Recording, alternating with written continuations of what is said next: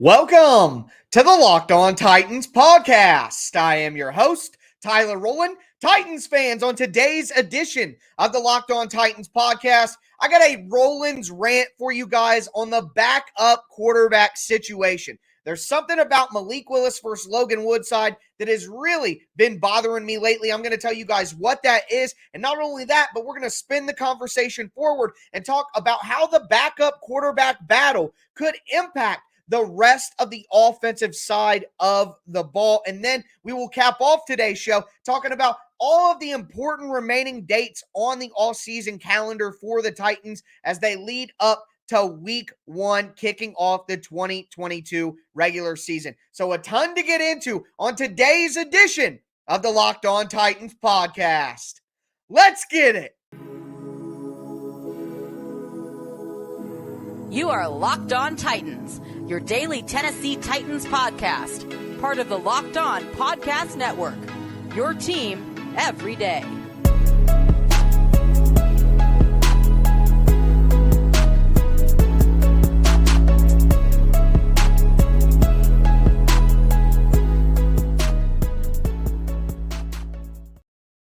Titans fans, it is a week-ending edition of the Locked On Titans podcast. We are going to cap off this week of shows with a little bit of a Rowland's rant, something that has been on my mind in regards to the backup quarterback battle between Logan Woodside and Malik Willis. Before we get into all of that, though, I do want to thank you guys for making the Locked On Titans podcast your first listen every day. If this is your first ever listen to the Locked On Titans podcast, make sure you subscribe on whatever platform you do stream. You're going to find the Locked On Titans podcast everywhere and always free. That includes the Locked On Titans YouTube channel. Make sure you subscribe over there, smash that notification bell, and throw a thumbs up on the video if you're watching on YouTube right now. I greatly do appreciate the support. You can follow me on Twitter at TicTacTitans. You can follow the show on Facebook at Locked On Titans Pod. I am putting out Monday through Friday Tennessee Titans content for free all year long. Now, for the next few weeks, here as we get into that break between minicamp and training camp, I am going to have a few weeks of 3 shows a week, be probably Monday, Wednesday, Friday, generally speaking, but that's summertime, and the Titans have that little bit of a break there. It's really the only dead part of the calendar for the NFL period. I'm really grateful for that, but I just wanted to let you guys know.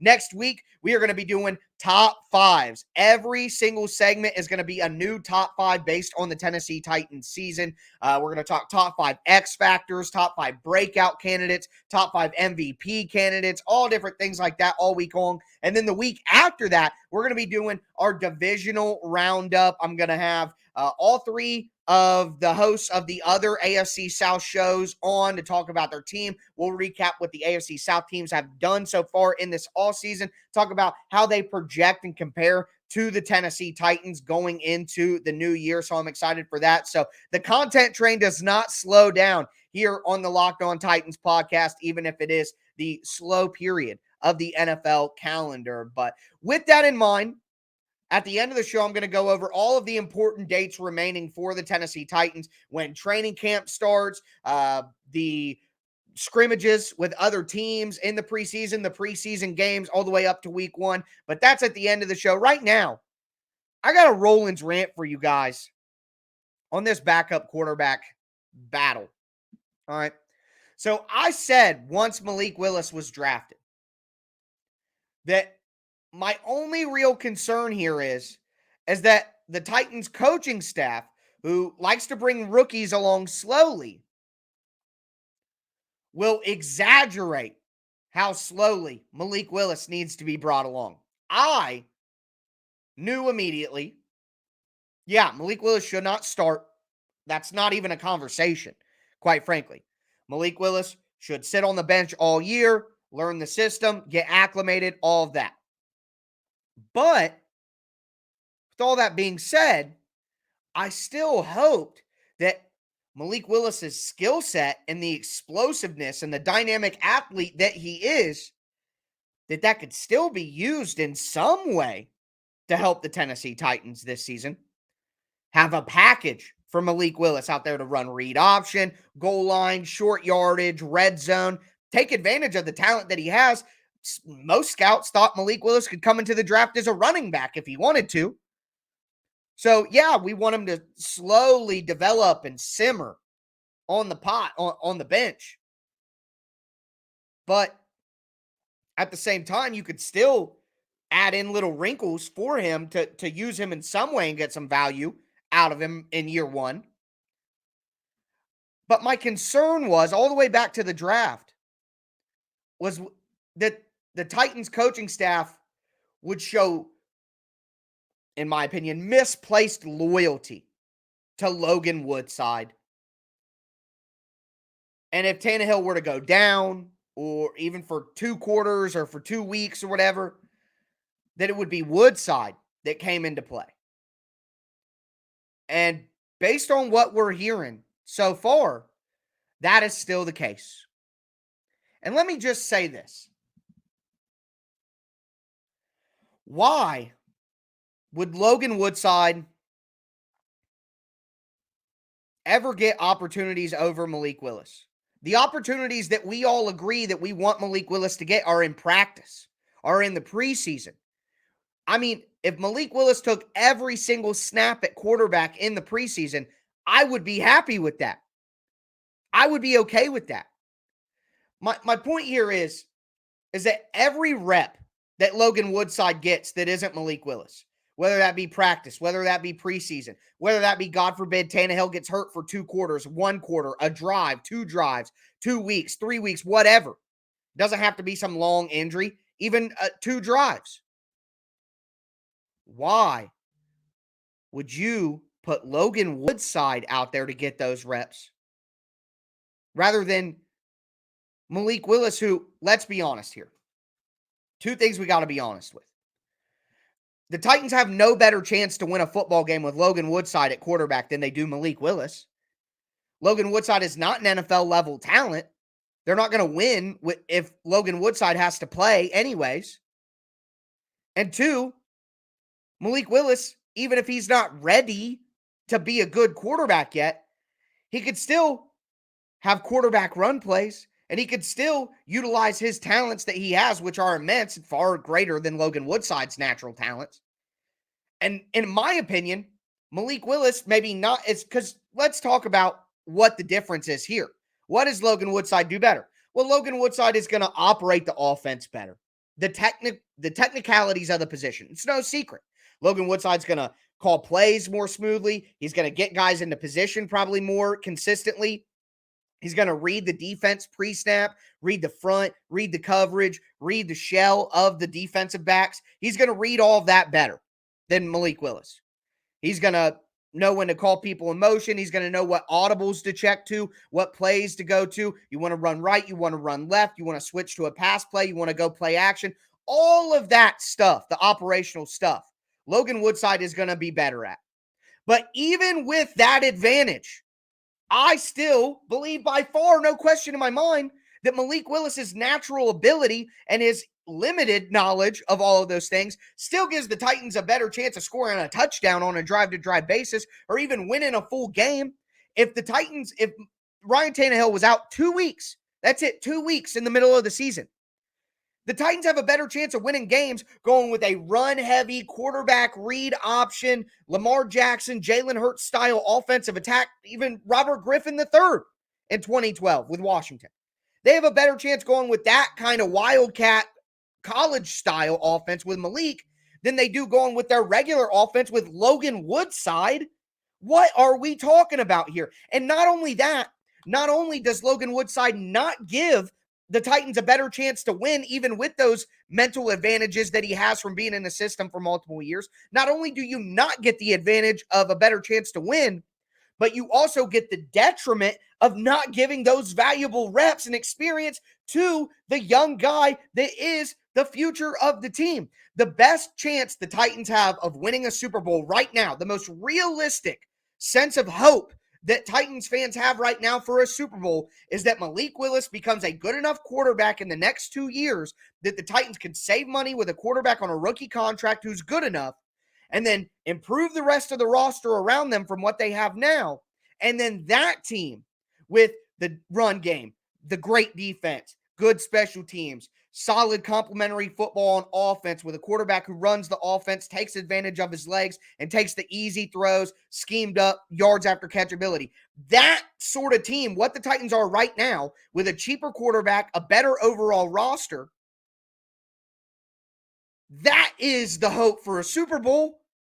So why would you ever waste any opportunities to get that future ready on Logan Woodside? I mean, I don't know what else there is to say, and I don't know how any logical Titans fan could reasonably say they want to give more reps to Logan Woodside or he should get any. And this is going to impact the roster as well. And we're going to get into that in just a moment. Before we do, I want to tell you guys about betonline.net. BetOnline is your number one source for all your betting stats and sports info. You can find all the latest sports developments, news, and odds, including information on the NBA Finals, the NHL Finals, Major League Baseball season, hockey, boxing, MMA, UFC, horse racing, even your favorite Vegas casino games. All available for you at betonline.net. Head to their website today or use your mobile device to learn more about all the trends and all the action. BetOnline, where the game starts.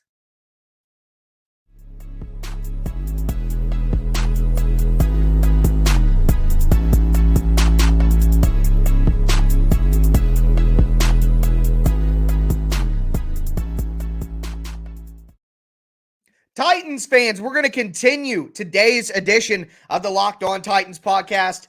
As you guys can tell, I was a little fired up. All right. I looked up, gone 11 minutes. It's quite a bit longer than I try to go with my first segment, but man, I can't understand. And I got people like pointing out Logan Woodside knows all the operational stuff. I know that. I know how important all that stuff is. I'm aware that getting in the right play, lining up the offense correctly, calling the plays smoothly, being able to take snaps under center. I get the importance of all those things. What I am telling you is that I don't care that Logan Woodside knows how to do all those things better than Malik Willis. Malik Willis's natural talent and the upside of his future with the team far outweighs any of those operational advantages Logan Woodside may have right now.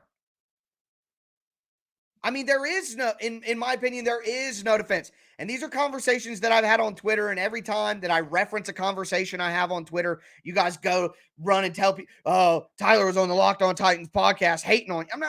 I'm referencing the conversation we had in public. Multiple people chimed in on the discussion, quite frankly.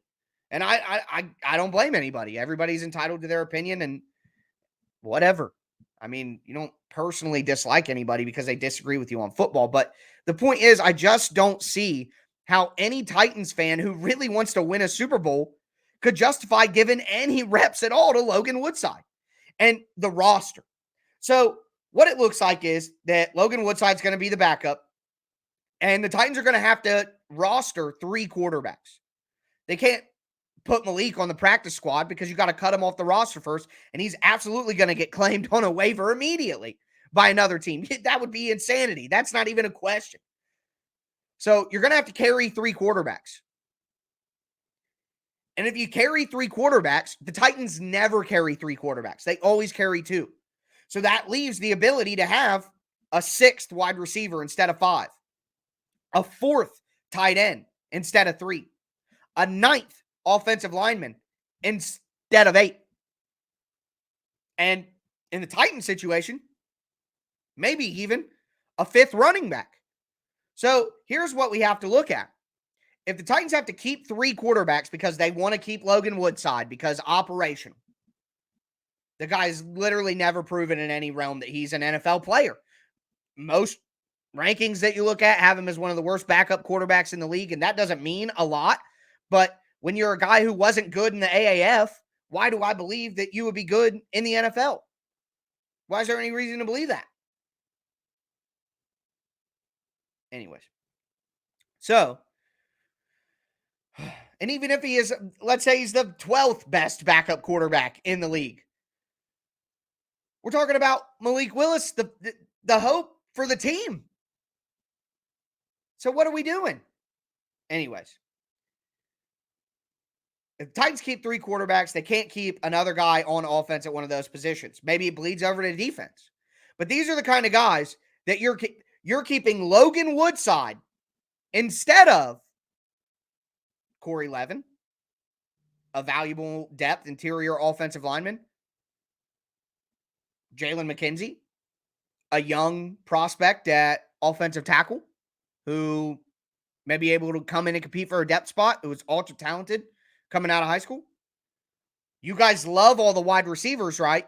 Everybody's in the comments all the time talking about Des Fitzpatrick making a comeback, Mason Kinsey, Reggie Roberson, everybody loves him. Josh Malone, who's been a star of the offseason. Well, say bye. Say bye to all those guys. Can't keep them because you're going to keep Traylon, Robert Woods, Kyle Phillips, Nick Westbrook-Akina, and then one of those guys. So say bye to one of them. What about Trenton Cannon, who is one of the better kick returners in the league and has been getting fluffed up by the coaches during minicamp? So see ya. What about tight end? In my opinion, the Titans are going to be going much more heavy tight end this year on offense. So having 4 tight ends would make a lot of sense. Briley Moore, Tommy Hudson, see ya. For Logan Woodside. You want Josh Malone, Des Fitzpatrick, or Logan Woodside? You go on defense. I look at a guy like, let's say, defensive back, Chris Jackson. I'd rather have Chris Jackson than Logan Woodside. Greg Maben. I'd rather have Greg Maben than Logan Woodside. He'd have a better impact on the team. So, for me, Kevin Strong, Haskell Garrett, Jaden Peavy, one of the defensive linemen. I mean, I don't know how else to explain it other than to say that there are other players who I think have much more potential to help this team in the future or much more potential to help this team right now.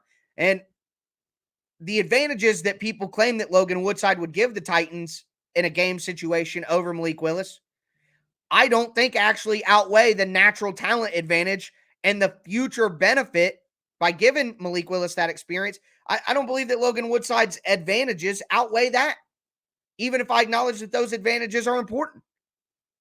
So not only does it impact the Titans' future, it also impacts the Titans' present, and it also impacts the roster in a major way. So I guess at the end of the day, what I'm saying is give Malik Willis the freaking reps, especially when he needs them the most in training camp and the preseason. Let him make his mistakes. Let him get his experience there because you don't want him to play in the games this year because you want Ryan Tannehill to be the starter. The whole point, the reason that everyone said this was such an ideal situation for Malik Willis is so that he could get all of those reps as the backup guy, but not have to worry about playing games and taking criticism because Ryan Tannehill is entrenched as the starter. That is the whole point. Do not let Logan freaking Woodside slow down that process or disrupt it in any way. But we're going to move forward. I'm going to just update you guys on the rest of the calendar for the Tennessee Titans as we move forward to the beginning of the 2022 season, man. It's just absolutely crazy how time is flying. A month and a half training camp will be here. Preseason games will be right around the corner. Just cannot wait for this football season. Before we get into it, though, I do want to tell you guys about rockauto.com. Rockauto.com is a family business that's been serving online parts customers for over 20 years. Their online catalog's really easy to use. It's really easy to navigate. Guys, we know cutting out the middleman and shopping online is the most efficient way to get things done. Nowadays, it's summertime. You're going to need to do maintenance on your vehicle to keep it ready to go. Make sure that you go to rockauto.com right now, see all the parts available for your car or truck, and make sure that you write Locked On in the How Did You Hear About Us box right underneath where you put your shipping information. Amazing selection, reliably low prices, all the parts your car will ever need. rockauto.com.